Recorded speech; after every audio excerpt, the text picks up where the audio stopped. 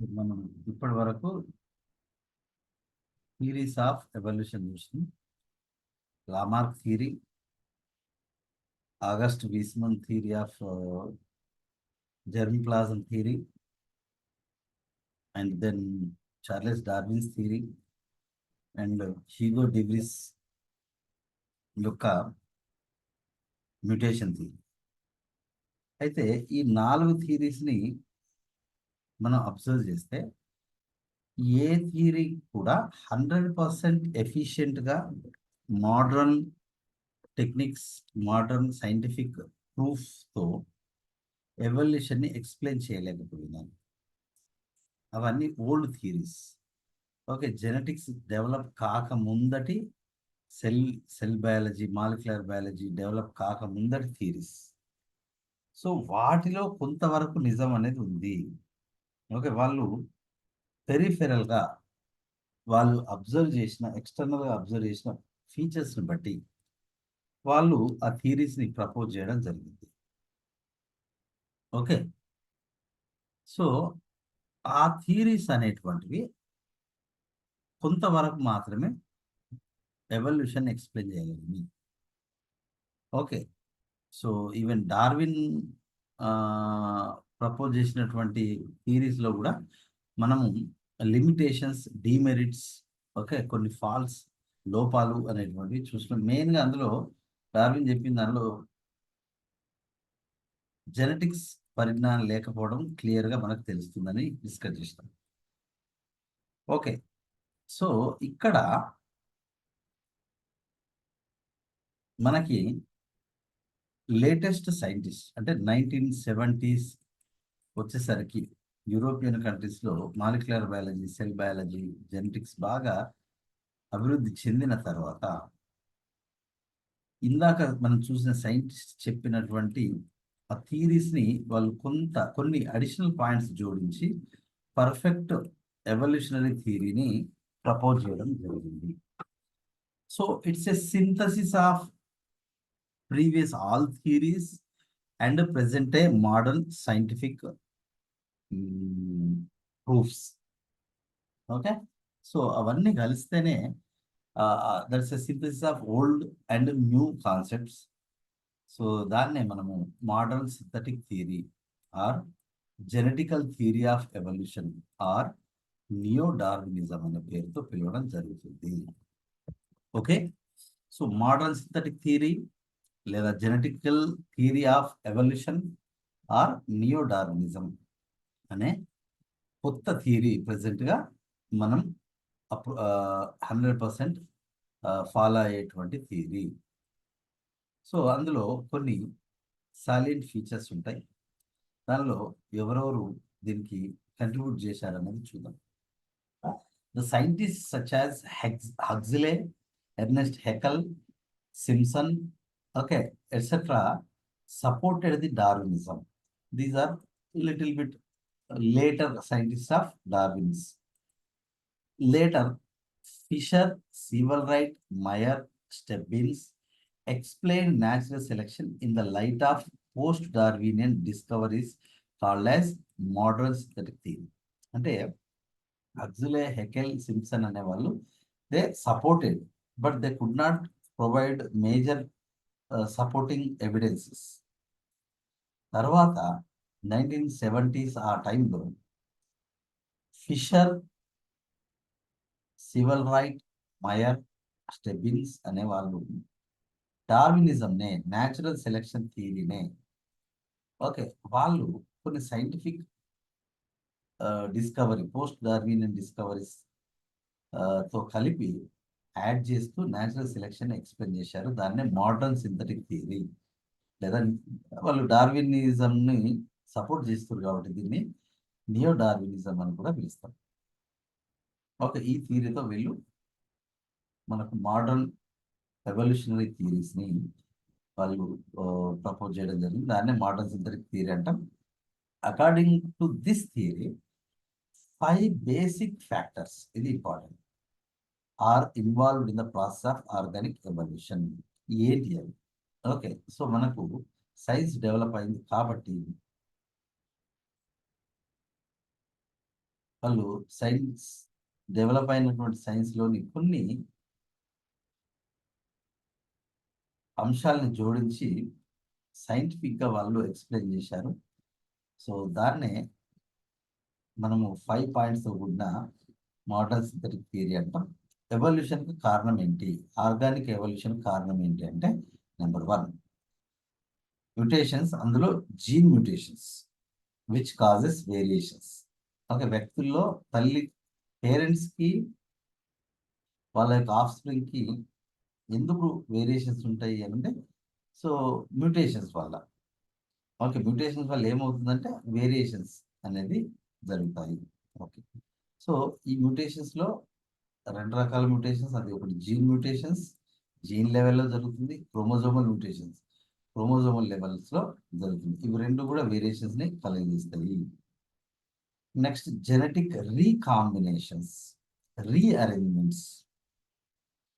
Okay, ఇది మామూలుగా Darwin explain చేయలేకపోయినది. ఇది ఆయన ఏమంటాడు మాటి మాటికి అంటే ప్రతిసారి కొంత చేంజ్ వస్తుంది, ప్రతిసారి కొంత చేంజ్ వస్తుంది, ఆఫ్ స్ప్రింగ్లో చేంజ్ వస్తుంది. పేరెంట్స్ నువ్వు పోలిన పిల్లలు 100% పేరెంట్స్ లాగే ఉండరు, కొన్ని మార్పులు ఉంటాయి, కొన్ని మార్పులు ఉంటాయి అని వాళ్ళు డార్విన్ చెప్పాడు. కానీ అది ఎందుకు మార్పులు వస్తాయి, వేరియేషన్స్ ఎందుకు ఉంటాయి, చిన్న చిన్న వేరియేషన్స్ ఎందుకు ఉంటాయి, కంటిన్యూస్గా ఎందుకు అవి కంటిన్యూ అవుతుంటాయి నెక్స్ట్ జనరేషన్కి అనేది ఎక్స్ప్లెయిన్ చేయలేకపోయాడు. సింపుల్ ఏంటి అంటే క్రాసింగ్ ఓవర్ జరుగుతుంది గ్యామెట్ ఫార్మేషన్లో. ఆ క్రాసింగ్ ఓవర్ జరగడం వల్ల okay old old combination of jeans అనేటువంటివి అవి చేంజ్ అవుతాయి, కొత్త కాంబినేషన్స్ వస్తాయి. ఫర్ ఎగ్జాంపుల్ ఒక ఒక ఫాదర్ ఎలా ఉన్నాడు అంటే అతను చాలా షార్ట్గా ఉన్నాడు బట్ వైట్గా ఉన్నాడు. ఓకే, అతను షార్ట్గా ఉన్నాడు, వైట్గా ఉన్నాడు, బట్ అతన్ని లో రెసెసివ్ జీన్, బ్లాక్ జీన్ కూడా ఉంది. బట్ అది వైట్ జీన్ అనేది డామినెంట్ కాబట్టి అది ఎక్స్ప్రెస్ కాక అతను వైట్గా ఉన్నాడు. అదేవిధంగా ఫర్ ఎగ్జాంపుల్ హైపోథెటికల్లీ అక్కడ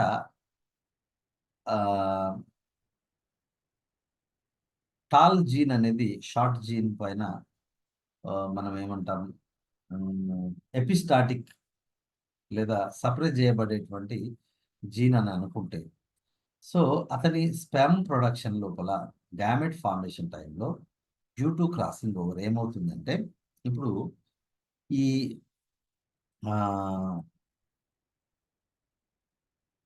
టాల్గా అంటే హైట్ జీన్ అనేది ఓకే, సో నెక్స్ట్ దేంతో షార్ట్ జీన్తో లింక్ అయి ఉంది. అవి సెపరేట్ అవుతాయి డ్యూరింగ్ క్రాసింగ్ ఓవర్. అప్పుడు ఏమైందంటే ఈ హైట్ జీన్ అనేది నెక్స్ట్ రికాంబినేషన్లో టాల్ జీన్తో కలుస్తుంది. అంటే అతనికి పుట్టే పిల్లల్లో ఇతను షార్ట్గా ఉన్నప్పటికీ ఓకే, సో టాల్గా ఉండి ఓకే సరే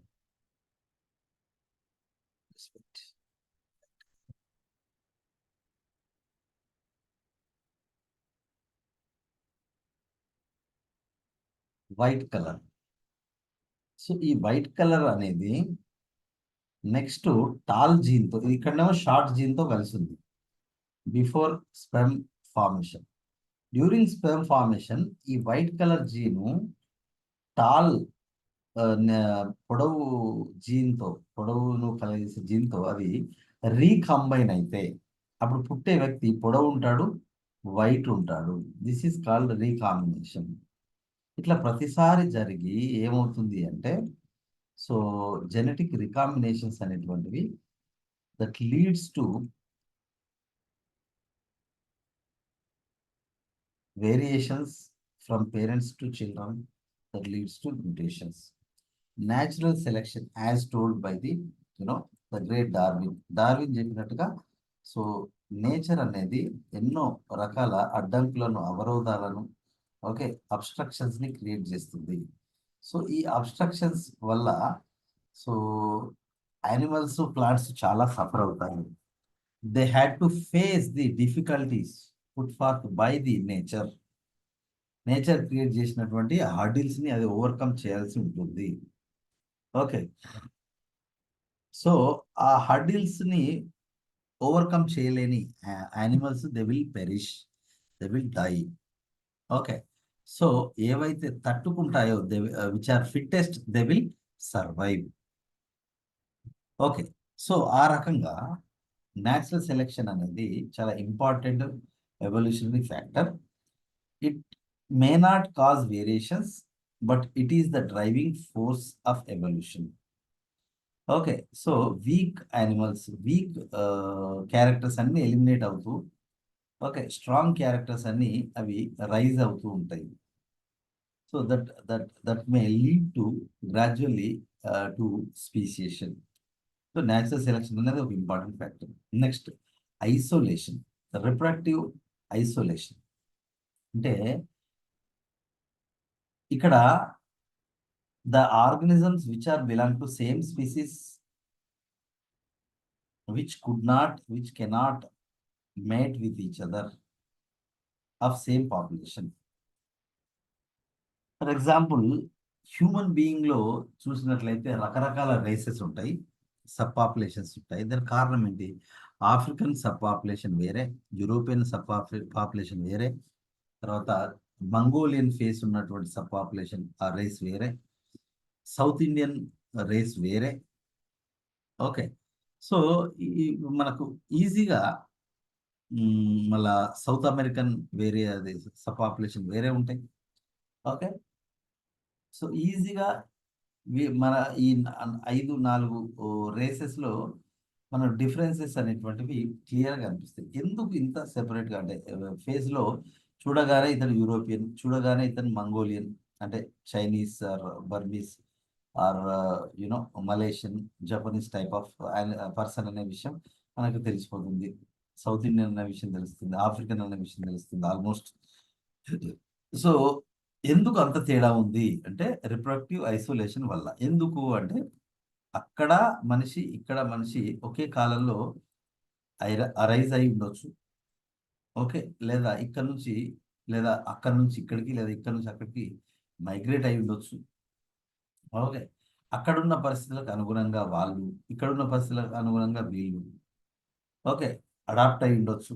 అడాప్ట్ అయిన తర్వాత so due to lack of transport facility, okay, they cannot cross the ocean in those times, olden times. They cannot reach Africa, they cannot reach Europe, they cannot reach the China or Mongolia, even though they can. So there may not be mating. Okay, so ఆ రకంగా mating అనేది prevent చేయబడింది దూరం వల్ల, మధ్యలో gaps ఉండడం వల్ల, లేదా over the period of time వాళ్ళకు కొత్త ఫీచర్స్ రావడము, ఇక్కడ ఉన్న వాళ్ళని వాళ్ళు లైక్ చేయకపోవడము, అక్కడ ఉన్న వాళ్ళని వీళ్ళు లైక్ చేయకపోవడం, దానివల్ల మేటింగ్ ప్రివెన్షన్ అయింది. దానివల్ల ఏమైంది, కొన్ని వేల సంవత్సరాలు అయితే సో చైనీస్ ఒక స్పీసీస్ అవ్వచ్చు, ఇండియన్ ఒక స్పీసీస్ అవ్వచ్చు, యూరోపియన్ ఇంకో స్పీసీస్ అవ్వచ్చు. సో ఆ రకంగా ఎవల్యూషన్ జరిగినట్టు. సో ఐసోలేషన్ అంటే ఏంటంటే ఒకే స్పీసీస్, ఒక పాపులేషన్ చెందిన ఒకే స్పీసీస్లో రిప్రొడక్షన్ అనేది జరగలేకపోవడాన్నే ఐసోలేషన్ అంటాం. దాన్నే రిప్రొడక్టివ్ ఐసోలేషన్ అంటాం. Absence of gene exchange between populations. So ఈ 5 ఫ్యాక్టర్లు అనేటువంటివి ఆర్గానిక్ ఎవల్యూషన్ కారణమని మోడరన్ సింథటిక్ థియరీ తెలియజేస్తుంది. ఓకే, ఇది ఒక థియరీ, రైట్? సో దీనికి సంబంధించి మనకు మ్యూటేషన్స్ మళ్ళీ వస్తాయి జెనెటిక్స్లో, chromosomal mutations and gene mutations and gene recombinations will also come in cell biology, cell division లో వస్తాయి. Natural selection we have already seen. So reproductive isolation అనేది స్పీషియేషన్ లో వస్తుంది. So anyway, that is another modern theory of evolution.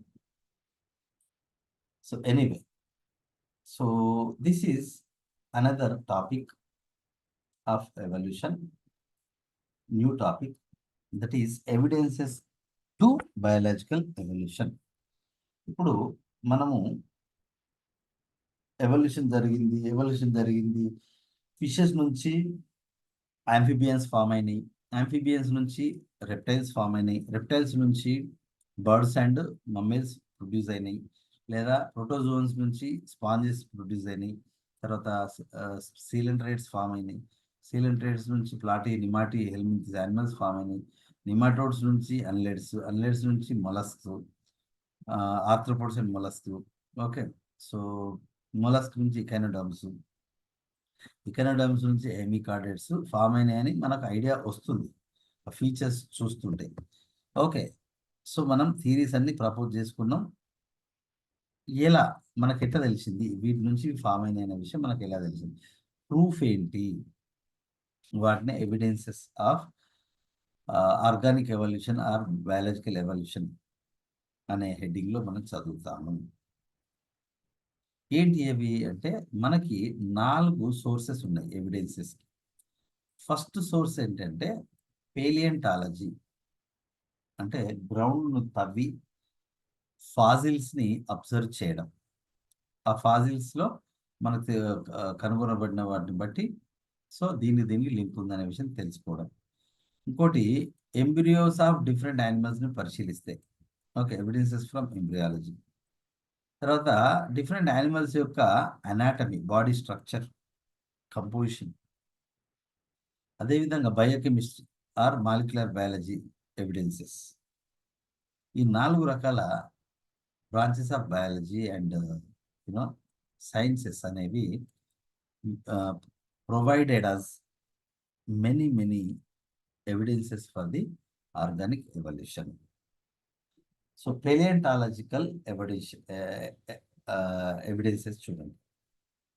So paleontology అంటే ఏంటి? Paleos old, on existing, logos studies అంటే గత కాలంలో నివసించిన ప్రస్తుతము ఫాజిల్స్గా మారిపోయిన వాటి గురించి అధ్యయనం చేయడం. అంటే మనకు కొన్ని వేల సంవత్సరాల కింద జీవించి ఎర్త్‌క్వేక్స్ వల్ల రకరకాల కారణాల వల్ల అవి నేల లోపల సమాధి అయిపోయి, ఓకే, సో వాటికి సంబంధించినటువంటి గుర్తులు ఇప్పటికీ మనకు తవ్వినప్పుడు అవైలబుల్ అయితే దాన్ని అలాంటి తవ్వి తెలుసుకునేటువంటి ఆ శాస్త్రాన్ని మనము పేలియంటాలజీ అని పిలుస్తాం.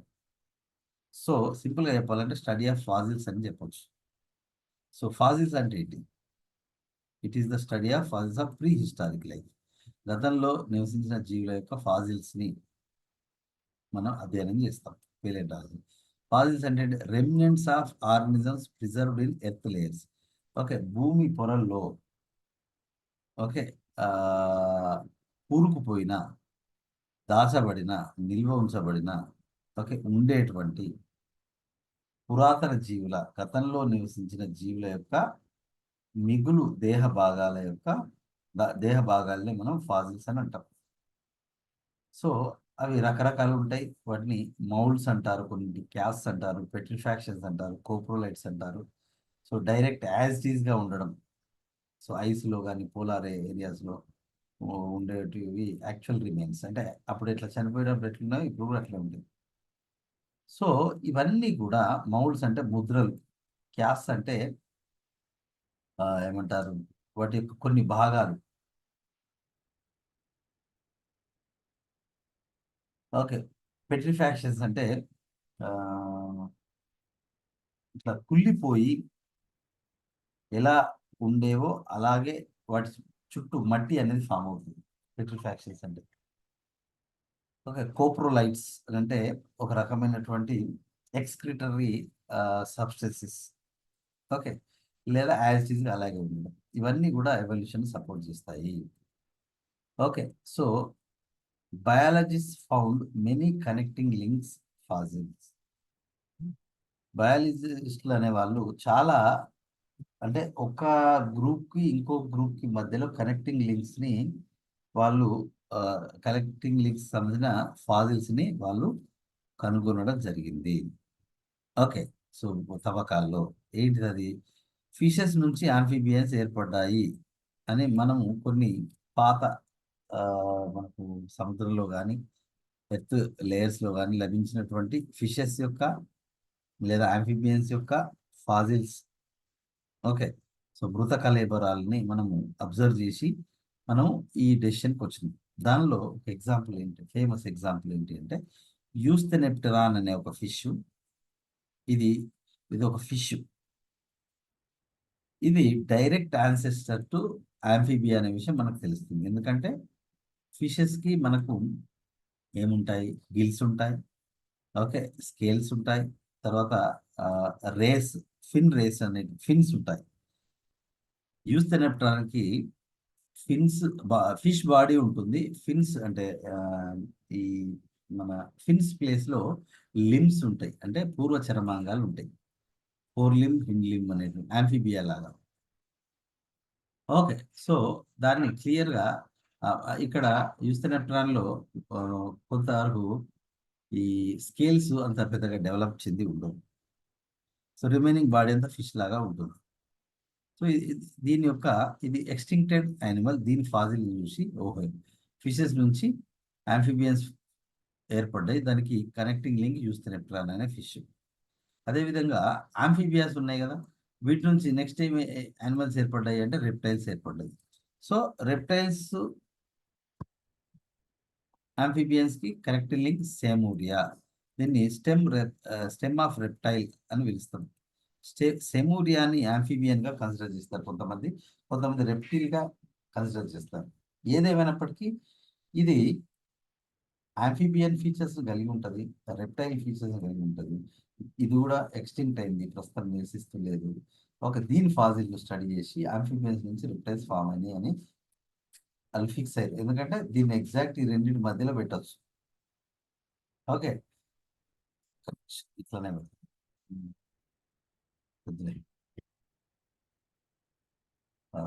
సో ఇవి ఎగ్జాంపుల్స్గా తీసుకోవాలి.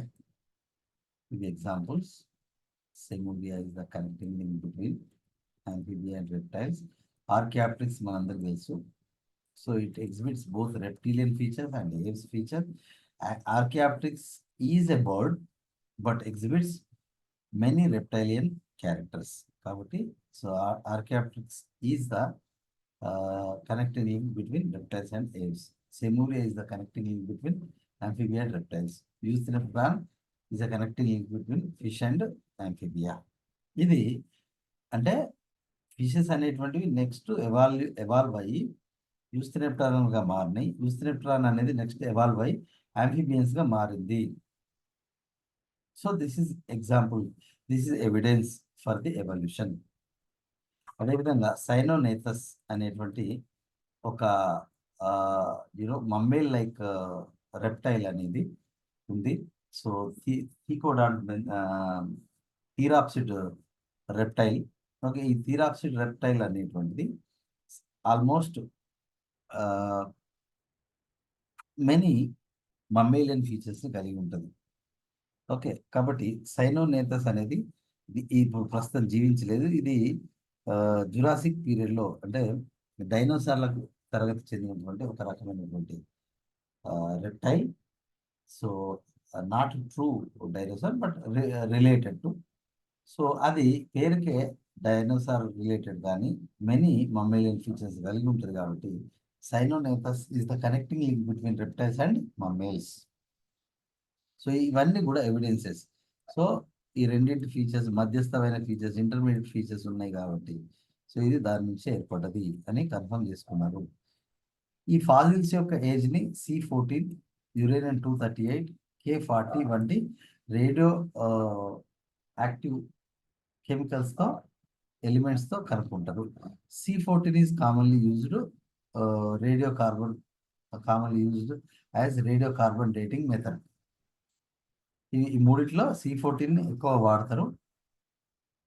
సో దాన్నే మనం కార్బన్ డేటింగ్ అని పిలుస్తాం, ఏజ్ని తెలుసుకోవడానికి. ఫాజిల్ యొక్క ఏజ్ని, ఎన్ని మిలియన్ సంవత్సరాల కిందటి ఈ ఫాజిల్ అనేది తెలుసుకోవడానికి. తర్వాత a complete stages of horse evolution fossils are found. ఇప్పుడు మనకు కనబడే హార్స్ కన్నా ముందు చాలా ఇంటర్మీడియట్ స్టేజెస్ ఆఫ్ హార్సెస్ అనేటువంటివి డిఫరెంట్ ఏజెస్, కొన్ని 10 మిలియన్స్ బ్యాక్ అయితే, తర్వాత కొన్ని నెక్స్ట్ స్టేజ్ ఇది 9 మిలియన్స్, తర్వాతది 7 మిలియన్స్, తర్వాతది 6 మిలియన్స్. ఆ రకంగా డిఫరెంట్ స్టేజ్లో డిఫరెంట్ హార్స్, మాడిఫైడ్ హార్స్ను వాటి యొక్క ఫాజిల్స్ని కూడా కనుక్కున్నారు. And then there is a geological time scale. So మనం ఎత్తును తవ్వుతూ వెళ్తూ ఉంటే మనకు చాలా రకాల లేయర్స్ అనేటువంటి, ఓకే, సాయిల్ లేయర్స్ అనేటువంటివి మనకు ఉంటాయి. ఓకే, సో వాటిని సెడిమెంట్స్ అని పిలవడం జరుగుతుంది.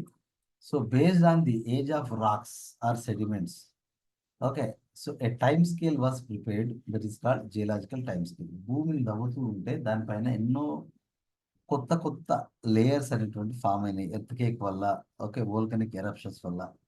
సో దాన్ని బేస్ చేసుకొని, ఓకే, ఈ లేయర్స్ ఉన్నంత వరకు డిగ్ చేసి తవ్వి, ఓకే, ఒక టైమ్ స్కేల్ అంటే భూమి ఎప్పుడు ఏర్పడి ఉండొచ్చు, సో ఈ లేయర్ ఎప్పటి కాలంది, ఈ లేయర్లో ఏమేమి యానిమల్స్ దొరికినాయి, అంటే ఈ లేయర్ ఈ కాలానికి చెందింది అయితే ఆ కాలంలో ఆ లేయర్లో దొరికినటువంటి యానిమల్స్ని, సో అన్ని సంవత్సరాల కిందట యానిమల్స్ అని కనుక్కోవడం జరిగింది. సో దీనిలో మనకి మహాయుగాలు, ఎపోక్స్ అంటారు.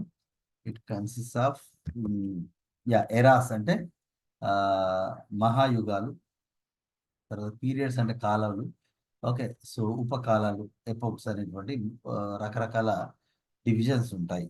ఓకే, సో అందులో this is simple geological time scale. దీని నుంచి క్వశ్చన్ అడిగే అవకాశం ఉంటుంది. సో ఇక్కడ చూసినట్లయితే మనకి దేర్ ఆర్ ప్రికేంబ్రియన్ ఎరా, పేలియోజాయిక్ ఎరా, మెసోజాయిక్ ఎరా, సీనోజాయిక్ ఎరా. ఓకే, సో హియర్ మనకి ప్రికేంబ్రియన్ ఎరా సంబంధించినటువంటి ఫాజిల్స్ అనేటువంటి మనకు దొరకలేదు. ఓకే, సో వాటికి ఆ టైంలో లివింగ్ బీయింగ్స్ యొక్క డీటెయిల్స్ మనకు పెద్దగా లేవు. పేలియోజాయిక్ ఎరాకు ముందు ఉన్నటువంటి ఆ లేయర్ ఏదైతే ఉందో దానిలో పెద్దగా ఫాజిల్స్ దొరకలేదు. ఓకే, బట్ భూమి ఏర్పడినప్పటి నుంచి 88% ఆఫ్ ది టైం ప్రికేంబ్రియన్ ఎరానే ఉంటుంది. నెక్స్ట్ ఎరా పేలియోజాయిక్ ఎరా. పేలియోజాయిక్ ఎరాలో మనకు ఏమేం పీరియడ్స్ ఉంటాయి అంటే Permian period, Carboniferous period, Devonian period, Silurian period, Ordovician period, కేమియన్ పీరియడ్. ఓకే, సో ఇవన్నీ కూడా పేలియోజాయిక్ ఎరా అనేది, so Permian, Carboniferous, Devonian, Silurian, Ordovician, Cambrian అనే ఒక 6 డిఫరెంట్ పీరియడ్స్గా డివైడ్ చేయబడింది. సో ఇందులో మళ్ళీ ఏం ఉపభాగాలు లేవు. Okay, so next animal. So పర్మియన్ పీరియడ్లో ఎక్స్టింక్షన్ ఆఫ్ ట్రైలోబైట్స్ అంటే ఆర్థ్రోపోడ్ల యొక్క ఎర్లీ ఆర్థ్రోపోడ్స్ అనమాట. So extinction of trilobites and many other marine animals పర్మియన్లో. నెక్స్ట్ కార్బోనిఫెరస్లో ఆంఫిబియన్స్ సంఖ్య బాగా పెరిగింది, అందుకే కార్బోనిఫెరస్ పీరియడ్ని గోల్డెన్ ఏజ్ ఆఫ్ ఆంఫిబియన్స్ అని పిలుస్తాం. ఓకే, ఈ టైంలోనే కార్టిలోసార్స్, ఫస్ట్ రెప్టైల్స్, సెమూరియా అనేటువంటిది ఏర్పడడం జరిగింది. Next Devonian period. సో దీన్ని ఫిషెస్ యొక్క గోల్డెన్ ఏజ్ అని పిలుస్తాం. ఓకే, సో ఈ ఏజ్లోనే ఆంఫిబియన్స్ అనేటువంటివి జనరేట్ అయినాయి.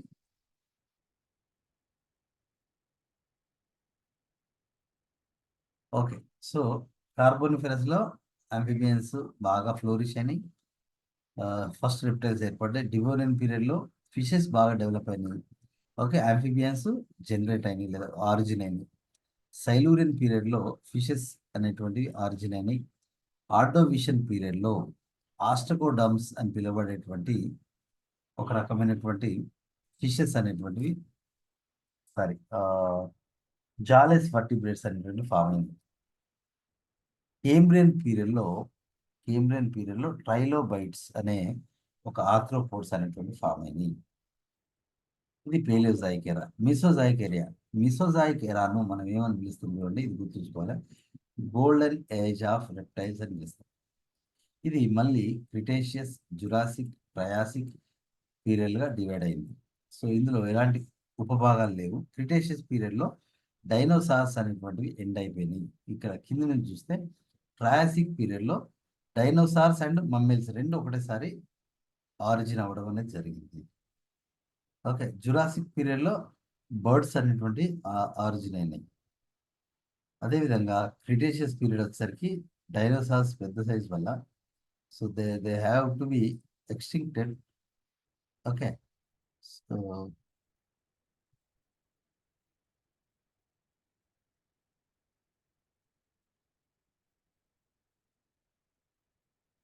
ఓకే, సో ఎనీవే ఇక్కడ మనకి క్రిటేషియస్ పీరియడ్లో డైనోసార్స్ ఎక్స్టింక్ట్ అయినాయి, బర్డ్స్ జురాసిక్ పీరియడ్లో పుట్టినాయి, ట్రాసిక్ పీరియడ్లో డైనోసార్స్ పుట్టినాయి, అండ్ మమ్మేల్స్ కూడా ముందు బర్డ్స్ కన్నా ముందే పుట్టినాయి. దట్ ఈస్ ట్రయాసిక్ పీరియడ్, అది గుర్తుంచుకోవాలి. అండ్ దెన్ సీనోజాయిక్ ఎరా, ఏజ్ ఆఫ్ మమ్మేల్స్ అని పిలుస్తాం. Okay, in this age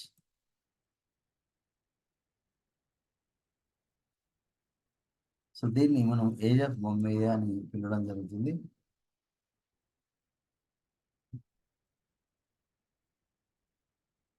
right, so వీటిని సీనోజాయిక్ ఎరా, ఏజ్ ఆఫ్ మమ్మేల్స్ అంటాం. ఇందులో రెండు ఎపోక్స్ ఉన్నాయి. ఒకటి quaternary epoch, sorry quaternary period and tertiary period. Quaternary పీరియడ్లో రెండు ఉపభాగాలు ఉన్నాయి, sub divisions or epochs, Holocene, Pleistocene. So ఇందులో టెర్షరీ పీరియడ్ తీసుకున్నట్లయితే మళ్ళీ 5 ఎపోక్స్ అనేటువంటి ఉన్నాయి. ఓకే, సో హియర్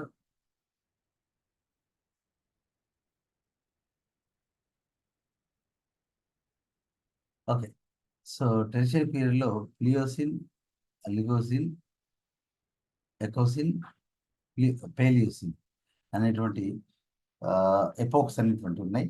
ఇందులో మనం ఒక రకంగా టెర్షరీ పీరియడ్ అనేది గోల్డెన్ ఏజ్ ఆఫ్ మమ్మీల్స్గా మనం చెప్పుకోవచ్చు.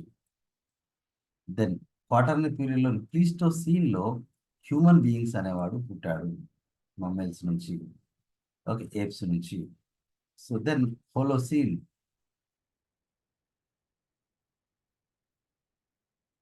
So civilisation of human beings.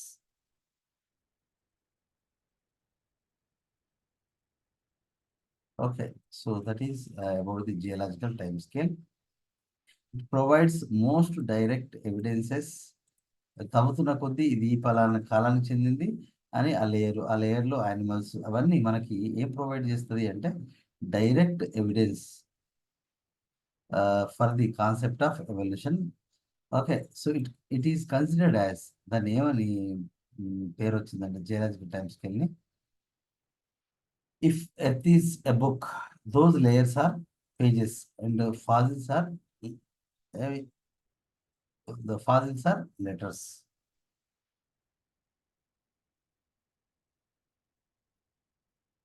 Okay, so paleontological evidences are generally considered as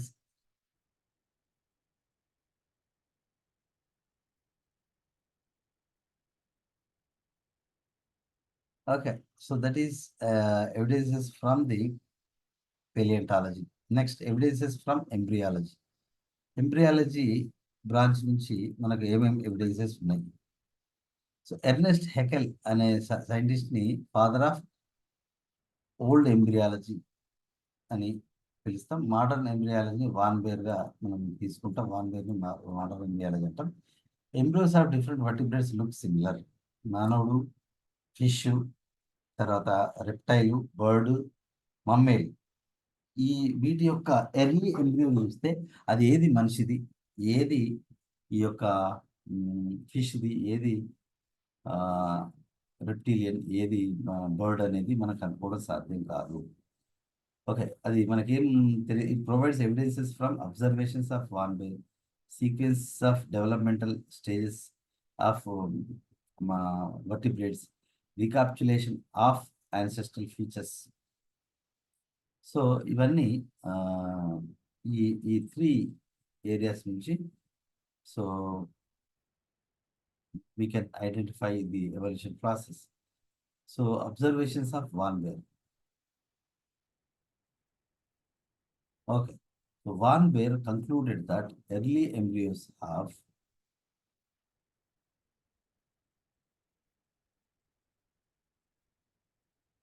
okay. Anyway, the observations of Van Baer, let's see.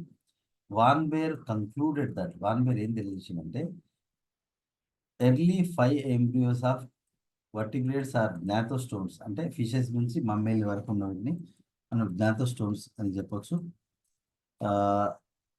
అవి ఆ ఎంబ్రియోస్ అనేటివి చాలా క్లోజ్గా ఉంటాయి, మనం వాటిని సెపరేట్ చేయలేము.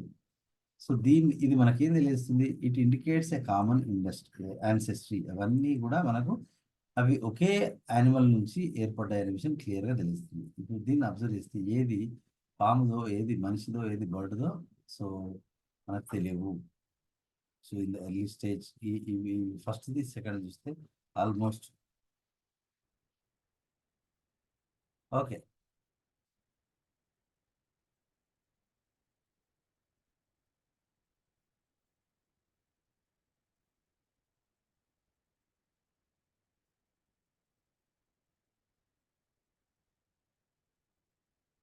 Right. Sequence of developmental stages ఇది మరొక ఎంబ్రియాలజికల్ ఎవిడెన్స్ చూడండి. అన్ని జీవుల్లో కూడా ముఖ్యంగా ఎర్లీ యానిమల్స్ నుంచి హయ్యర్ యానిమల్స్ వరకు ఫస్ట్ జైగోట్ ఫామ్ అవుతుంది. తర్వాత ఒక క్లోజ్డ్ బాల్ అంటే laddu, imagine a laddu or a berry fruit. So అంటే గ్యాప్ లేకుండా లోపల హ్యాలో కాకుండా ఓకే ఒక బంతి లాంటి లోపల హ్యాలో లేని బంతి లాంటి ఒక షార్ట్ పుట్, ఒక లడ్డు ఆ type of. So without any hollow cavity. So morula అనేది ఫామ్ అవుతుంది జైగోట్ నుంచి. తర్వాత ఒక బాల్ లాంటి బ్లాస్ట్లా ఫామ్ అవుతుంది. తర్వాత కొద్దిగా 3 లేయర్డ్ గ్యాస్లా ఫామ్ అవుతుంది. తర్వాత ఇన్ఫాంట్ లేదా అడల్ట్ అనేది ప్రొడ్యూస్ అవుతుంది. అన్ని జీవుల్లో ఇదే సీక్వెన్స్ ఉంటుంది. Zygote represents the unicellular stage or protozoan.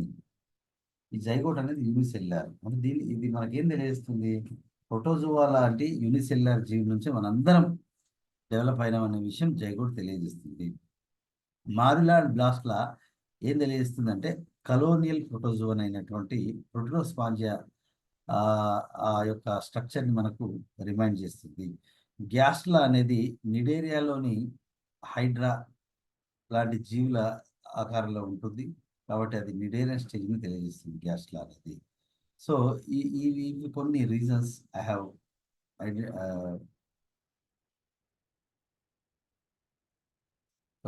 నిడేరియన్ స్టేజ్ని అది గ్యాస్ట్లా మనకు తెలియజేస్తుంది.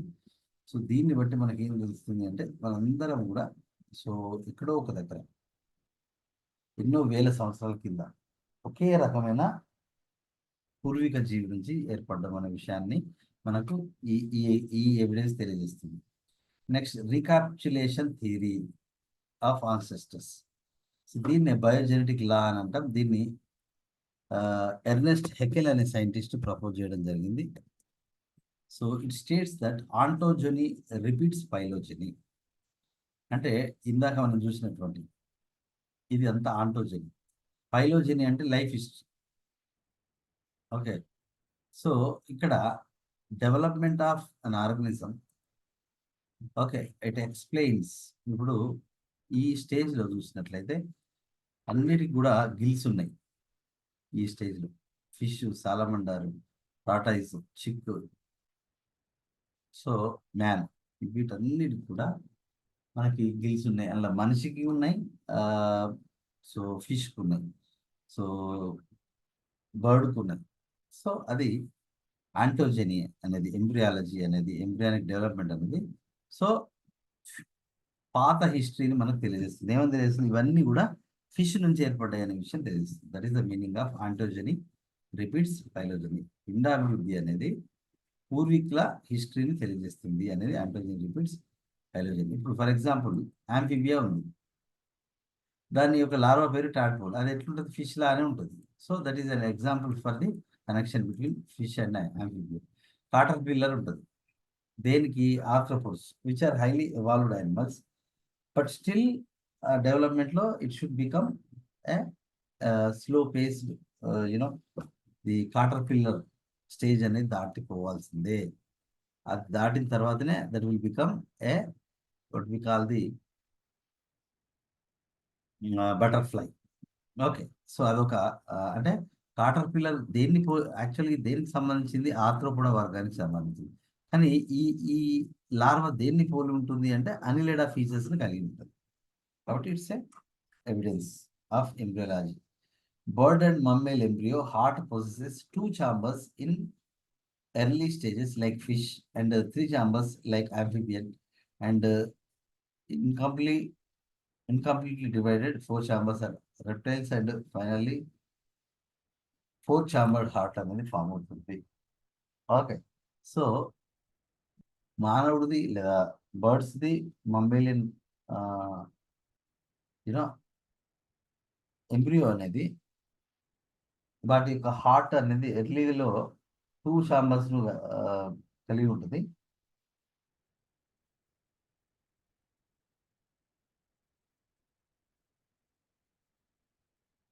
ఓకే.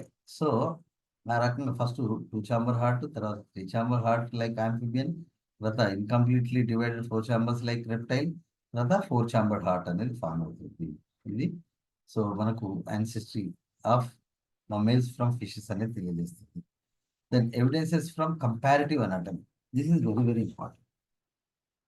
ఇప్పుడు మనము వర్టిబ్రేట్స్ చూసినట్లయితే మనం ఫిజికల్‌గా డిఫరెంట్ ఉన్నప్పటికీ మనకి చాలా ఇన్నర్ ఫీచర్స్ సిమిలర్‌గా ఉంటాయి. Example, 4 limb of different vertebrates similar in structure. Okay. So, వర్టిబ్రేట్ల యొక్క 4 లింబ్ అన్నిటిది కూడా స్ట్రక్చర్ అనేది ఇంటర్నల్‌గా సేమ్ ఉంటుంది. ఎక్స్టర్నల్‌గా డిఫరెంట్‌గా ఉంటుంది. It indicates relationship among these vertebrates. So, అందులో మనకి important points homologous organs.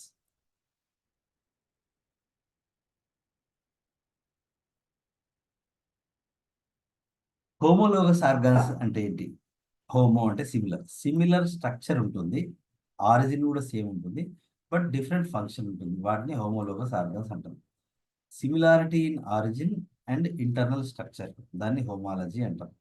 So this shows adaptive radiation or divergent evolution. ఇది మనకు అడాప్టివ్ రేడియేషన్ లేదా డైవర్జెంట్ ఎవల్యూషన్‌ని అది తెలియజేస్తుంది.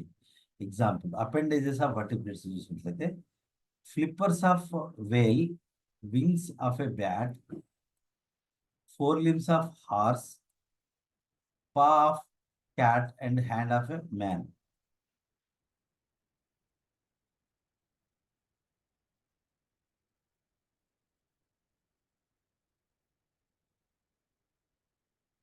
Okay, ఇంకా చూడండి, appendages of vertebrates, flippers of you know aquatic mammals, wings of bat, bat యొక్క వింగ్ అది యాక్చువల్గా ముందు ఫ్రంట్ ఏమంటారు fore limbs of horse, horse యొక్క fore limb anatomy, paw of a cat. Okay. So cat యొక్క సో పా లేదా hand, next human fore hand. ఇవన్నీ కూడా స్ట్రక్చర్లో సేమ్ స్ట్రక్చర్స్, ఇంటర్నల్గా సేమ్ ఉంటాయి. అవే number of bones but different size. Okay. So then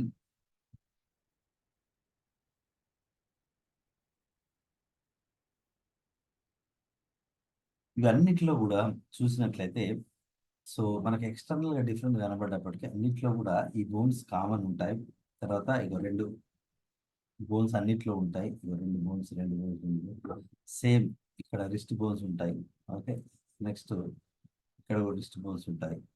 but so ఈ what we call the palm bones కూడా సిమిలర్‌గా ఉంటాయి. నెంబర్ ఆఫ్ బోన్స్ డిఫరెంట్‌గా ఉండొచ్చు షేపు. But same structure. అనాటమీలో సేమ్ స్ట్రక్చర్. బట్ ఫంక్షన్ ఏంటి? వేల్ స్విమ్మింగ్‌కి పనిచేస్తుంది. బ్యాట్ ఫోర్ వింగ్ ఫ్లయింగ్‌కి పనిచేస్తుంది. Horse for running, cat for so running and attacking. Okay. So human for functioning of different activities. So వీటినే homologous organs అని పిలుస్తాం. When animals of a species of a habitat enter into different habitats, they evolve into different forms, that is called adaptive radiation లేదా divergent evolution అని పిలుస్తాం. Okay, adaptive రేడియేషన్కి example ఏంటి, divergent ఎవల్యూషన్కి example ఏంటి అంటే హోమోలోగస్ ఆర్గాన్స్ అని చెప్పాలి. మళ్ళీ చెప్తున్నా, అడాప్టివ్ రేడియేషన్ అంటే ఏంటి అంటే రేడియేషన్, ఇది గుర్తుంచుకోండి, ఇది రేడియేషనే కదా, సన్ లాగా, ఇది ఫిష్. ఓకే, సో కొన్ని ల్యాండ్ మీదకి వెళ్ళినాయి. ఓకే, మళ్ళీ కొద్దిసేపు వాటర్కి వచ్చినాయి. అవి ఏంటి, అవి ఆంఫిబియన్స్. కొన్ని ప్యూర్ ల్యాండ్ మీదకి వెళ్ళినాయి, అవి రెప్టైల్స్. కొన్ని ల్యాండ్ మీదకి వెళ్ళి ఫ్లై, ఎగరడానికి ట్రై చేసినాయి.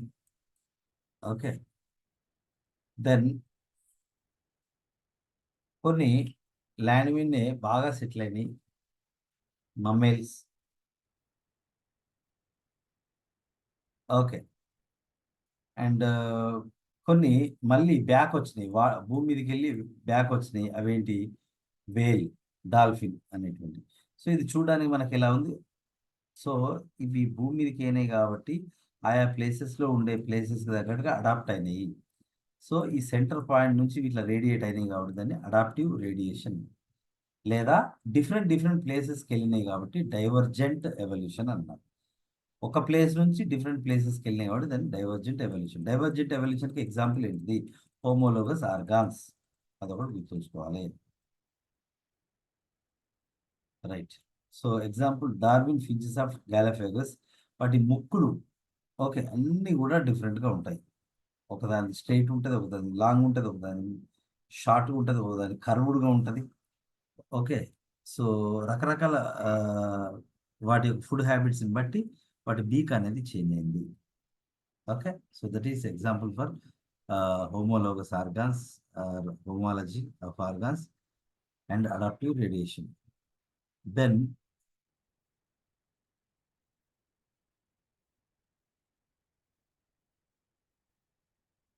then అనలాగస్, ఇందాక చూసింది హోమోలోగస్ ఆర్గన్స్, ఇది కూడా అనలాగస్ ఆర్గన్స్. సిమిలర్ ఫంక్షన్ ఉంటుంది, ఇక్కడ ఫంక్షన్ ముందు వస్తుంది.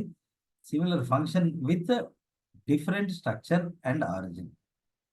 చూడడానికి అవి ఎక్స్టర్నల్గా సేమ్ ఉంటాయి, ఫంక్షన్ కూడా సేమ్ ఉంటుంది, కానీ ఇంటర్నల్గా వాటి స్ట్రక్చర్ అనేది అస్సలు సిమిలర్గా ఉండదు. దాన్నే మనం ఓకే, సో దీన్నే మనం కన్వర్జెంట్ ఎవల్యూషన్ అని పిలుస్తాం. అంటే ఏంటిది, ఇందాక దానికి వ్యతిరేకంగా.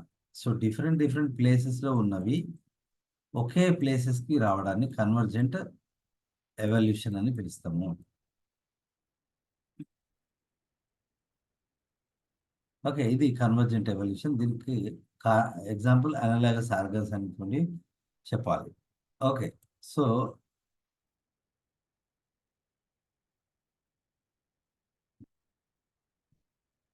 ఓకే, సో ఉదాహరణకు చూసినట్లయితే ఇప్పుడు ఇది ఎయిర్ అనుకుందాం, air.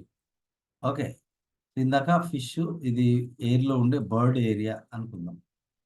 So wings of butterfly, butterfly అనేది దానికి అసలు బోన్సే ఉండవు దాని వింగ్స్లో. ఓకే, బ్యాట్, బ్యాట్ అనేది అది ట్రూ, అక్కడ ఫెదర్స్ అసలు ఉండనే ఉండవు, జస్ట్ అది skin and some bones. And bird is the true avian animal, okay, which contains the supporting feathers. Butterfly, bat, bird మూడు కూడా ఏరియల్ ప్లేస్లోకి వెళ్ళాయి. Okay, so butterfly, so bird, okay, bat అనేవి సో డిఫరెంట్ ప్లేసెస్ నుంచి ఒకే ప్లేస్కి వెళ్ళినాయి. So దాన్ని మనం ఏమని పిలుస్తాము అంటే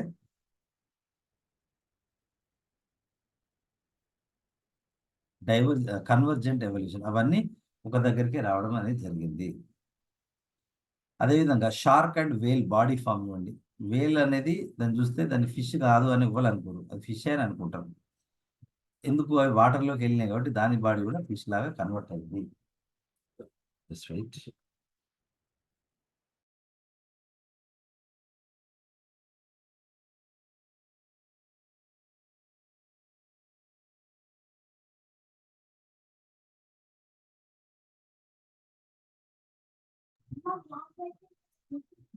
so wings of butterfly, bat and bird.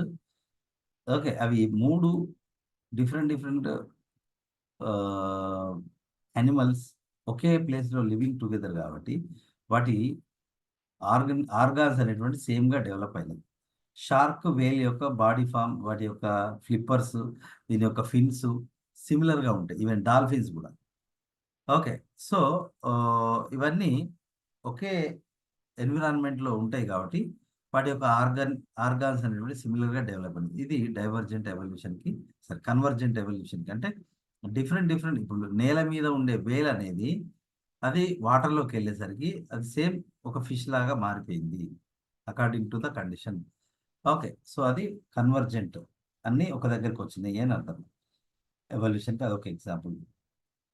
కానీ యాక్చువల్గా వేల్ అనేది ఒక మమ్మేల్, షార్క్ అనేది ఒక ఫిష్, అదేవిధంగా బటర్ఫ్లై అనేది ఒక ఇన్వర్టిబ్రేట్, బ్యాట్ అనేది ఒక మమ్మేల్, బర్డ్ అనేది ఒక bird sorry any bird is an avian animal.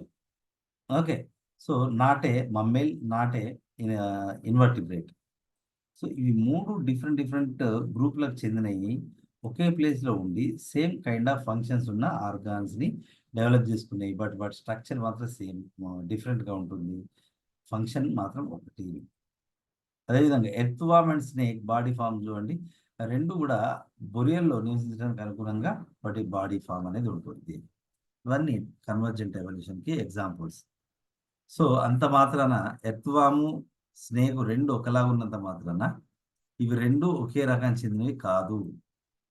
ఇది ఇన్వర్టిబ్రేట్, ఇది స్నేక్ వర్టిబ్రేట్ అనే విషయం మనకు తెలుస్తుంది. So these are some diagrams. And vestigial organs ఉన్నాయి. సో డార్విన్కు సంబంధించిన క్రిటిసిజంలో వన్ ఆఫ్ ది క్రిటిసిజం ఏంటంటే ఈ could not explain about the vestigial organs. అంటే ఓవర్గా డెవలప్ అయిన ఆర్గాన్స్ గురించి చెప్పినారు, లామార్క్ చెప్పిండు, డార్విన్ చెప్పిండు. కానీ వేస్ట్గా ఉన్న యానిమల్స్ అనేటువంటి వాటి గురించి చెప్పలేకపోయారు. సో హియర్ కొన్ని వెస్టిజియల్ ఆర్గాన్స్ అనేటువంటివి ఉన్నాయి. చూడండి, ఒకప్పుడు అవి బాగా పనిచేసేవి, ఇప్పుడు పనిచేసేట్లేదు అని.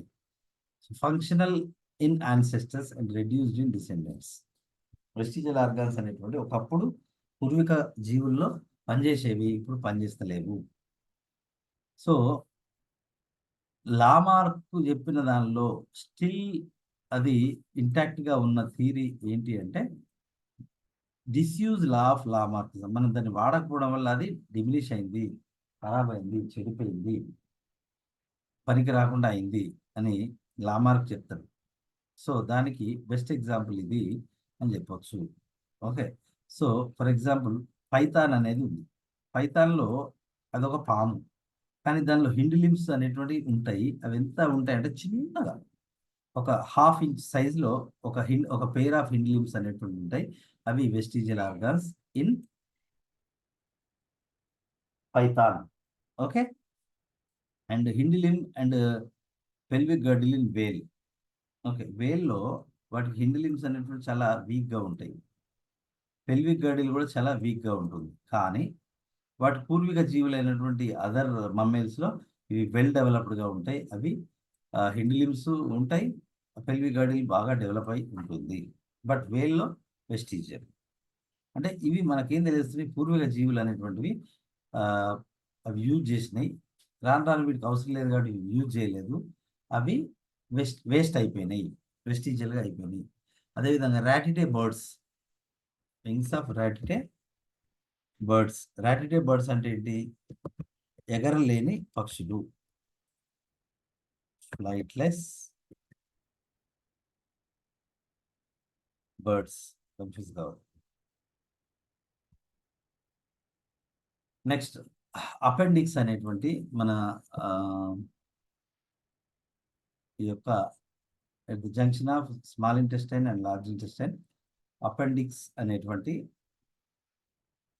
ఒక ఆర్గాన్ అనేది వాట్ వి కాల్ ది క్యాటిల్లో that is active, that is functional. మనకు మాత్రం నాన్ ఫంక్షనల్. ఓకే. అదే కాక్సిక్స్ అనేది it supports the tail. Tail ఉన్న వాటిలో కాక్సిక్స్ బోన్ అనేది టెయిల్ బోన్, కాడల్ బోన్ అంటాం.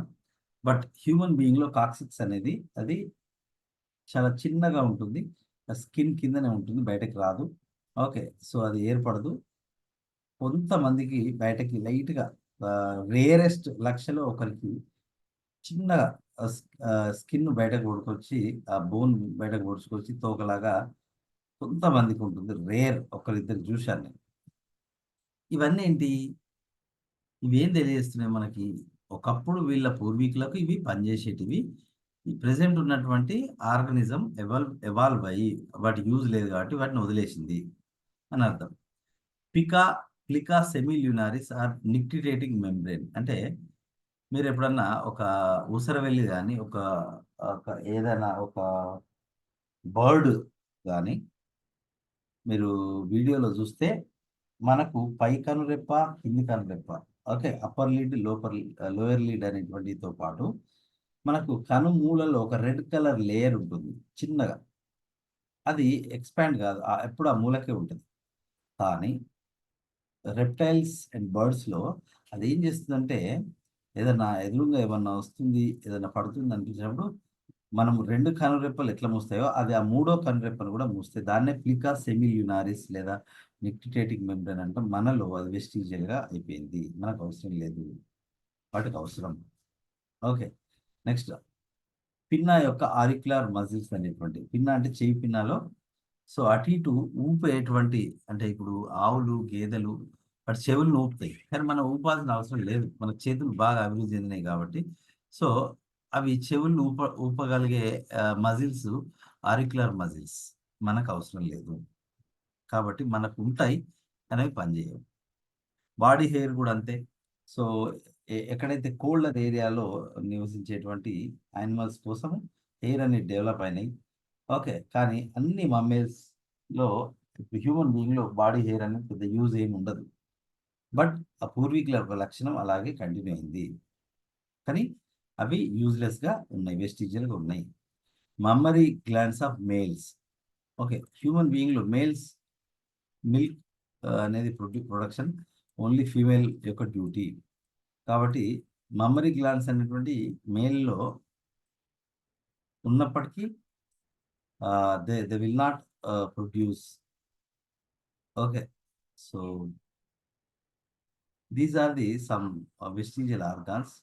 So that human being has 180 vestigial organs. Okay. కాబట్టి వీల్డర్ షెమ్ అనే ఒక సైంటిస్టు హ్యూమన్ బీయింగ్‌ని moving museum of antics not antiquities, antics అంటాం.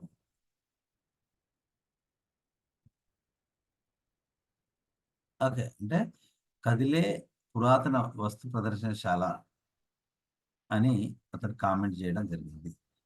వెస్టిజియల్ ఆర్గాన్స్ తర్వాత మరొక ఎవిడెన్స్ ఏంటి అంటే అటావిస్టిక్ ఆర్గాన్స్. ఇందాక నేను చెప్పినప్పుడు సో టెయిల్డ్ హ్యూమన్ అటావిజం అంటే ఏంటంటే గతంలో పూర్వీకుల్లో ఉన్న ఆర్గాను సడెన్‌గా అది కనిపించడం. ఆ జీన్ ఎక్కడో ఉంటుంది. అది కొన్ని జనరేషన్స్‌లో బయటపడుతుంది. సో దాన్నే అటావిజం అంటాం. ఇందాక నేను చెప్పినట్టుగా కొంతమంది హ్యూమన్ బేబీకి పుట్టినప్పుడు తోకతో పుట్టడం. Which is a vestigial organ. Okay. కానీ కొంతమంది తోకతో పుడతారు. So that is atavism. దాన్ని బట్టి మనకేం తెలిసింది, ఓహో! మన పూర్వీకులకు తోక ఉండేది. అంటే మనం ఆ తోక ఉన్న పూర్వీకుల నుంచి ఎవల్యూషన్ అయినాం అనే విషయం అదొక ఎవిడెన్స్. కనెక్టింగ్ లింక్స్ ఇందాక నేను చెప్పినట్టుగా. సో, కనెక్టింగ్ లింక్స్ అనేటువంటివి కనుక్కోవడం జరిగింది. సో, రకరకాల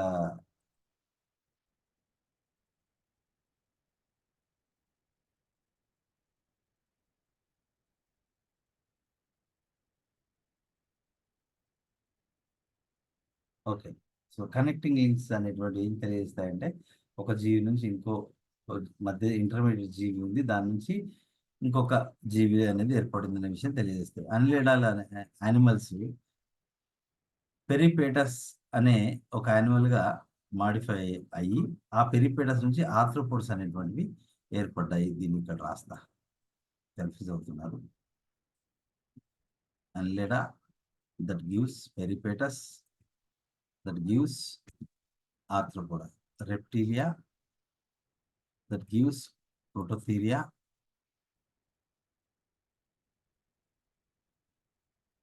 మమ్మేలియా. ఓకే. సో ఇది ఒక కనెక్టింగ్ లింక్ లాగా పనిచేస్తుంది. ప్రోటోథీరియా అనేది ఒక కనెక్టింగ్ లింక్. మమ్మేలియా, రెప్టిలియా 2 క్యారెక్టర్‌ని కలిగి ఉంటుంది ప్రోటోథీరియా అనేది. సో అన్లిడా యానిమల్స్ అనేటువంటివి పెరిపేటస్ అనే ఒక మధ్య ఇంటర్మీడియట్ జీవి నుంచి అవి ఆర్థ్రోపోడ్స్ జనరేట్ అవ్వడం అనేది జరిగింది. And evidences from molecular biology. So మనకు ఇంకా ఎవిడెన్సెస్ ఉంటాయి. ఫర్ ఎగ్జాంపుల్ యానిమల్స్ అన్నిటికీ అవన్నీ సెల్స్తోనే ఏర్పడతాయి. అది ఏదన్నా plant, animal, unicellular, multicellular, human being ఏదైనా కానీ, గొరిల్లా కావచ్చు, ఏనుగు కావచ్చు, ఏదైనా సెల్తోనే ఏర్పడుతుంది. ఆల్ యూకారియోటిక్ సెల్స్ అవి ఏం కలిగి ఉంటాయి? సెల్ ఆర్గనైజేషన్ కలిగి ఉంటే సేమ్ ఫంక్షన్ ఉంటుంది. అన్నిటికీ డిఎన్ఏ ఉంటుంది, ఆర్ఎన్ఏ సేమ్ ఫంక్షన్ ఉంటుంది. అన్నిట్లో కూడా గవే ప్రోటీన్స్ ఉంటాయి, సేమ్ అమైనో యాసిడ్స్తో ఏర్పడతాయి. అన్నిట్లో ఒక ఎంజైము ప్రతి యానిమల్లో సేమ్ యాక్షన్ను జరుపుతుంది. ఒక హార్మోన్ ప్రతి జీవిలో సేమ్ ఎఫెక్ట్ను చూపిస్తుంది. ఇవన్నీ మాలిక్యులర్ బయాలజీ యూనో ఎవిడెన్సెస్. తర్వాత అంటే దీన్ని బట్టి కూడా మనకు ఆల్ యానిమల్స్ అనేటువంటి ఒకదాని నుంచి ఒకటి ఫామ్ అనేది evidence. Next blood precipitation test. వీటిని సీరలాజికల్ టెస్ట్ అని కూడా అంటాం. దీన్ని హెచ్ఎఫ్ నట్టల్ అనే సైంటిస్ట్ డెవలప్ చేశాడు. అతను ఫస్ట్ ఈ టెస్ట్ చేశాడు. ఆయన ఏం చేసిండంటే he injected small amount of human serum to rabbit. Okay. So దానివల్ల ఏమైంది? యాంటీ హ్యూమన్ యాంటీబాడీస్ అనేటువంటి ర్యాబిట్లో ప్రొడ్యూస్ అయింది. వెన్ దిస్ యాంటీ హ్యూమన్ అంటే ఆ యాంటీ హ్యూమన్ యాంటీబాడీస్ కలిగిన సీరంని ఎక్స్ట్రాక్ట్ చేసి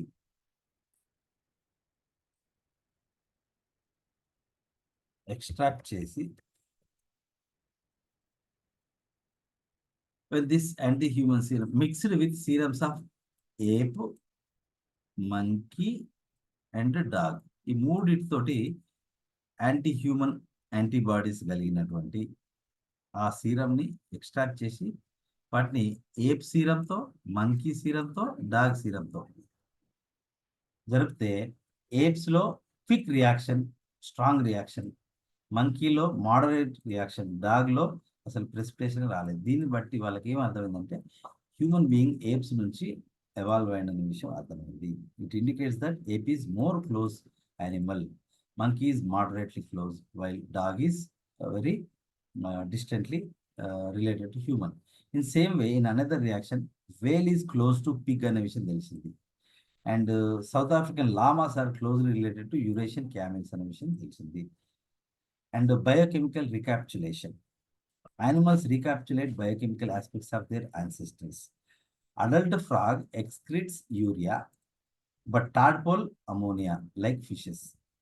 ఓకే. అదేవిధంగా బర్డ్ అనేది ఫస్ట్ 4 డేస్లో అమోనియాని ఎక్స్క్రీట్ చేస్తుంది, తర్వాత యూరియాని ఎక్స్క్రీట్ చేస్తుంది, అల్టిమేట్గా యూరిక్ యాసిడ్. అంటే ఈ ఎంబ్రియోలు ఏం తెలియజేస్తున్నాయి అంటే వాటి పూర్వీకులు ఫిష్ లాగా అమోనియా, తర్వాత వాటి పూర్వీకైన ఫ్రాగ్ ఆంఫిబియన్ లాగా యూరియా, తర్వాత యూరిక్ యాసిడ్ అనేది ఎక్స్క్రీట్ చేస్తుంది. మమ్మేలియన్ ఎంబ్రియో కూడా స్టార్టింగ్లో అమోనియా, తర్వాత యూరిక్ యాసిడ్, తర్వాత యూరియా. సో ఇది కూడా best example for the evolution biochemical recapitulation. So then the most important topic is mechanism of evolution. I'm stopping here. వీలైతే నేను నైట్ తీసుకుంటాను, లేదు అంటే రేపు తీసుకుంటాను.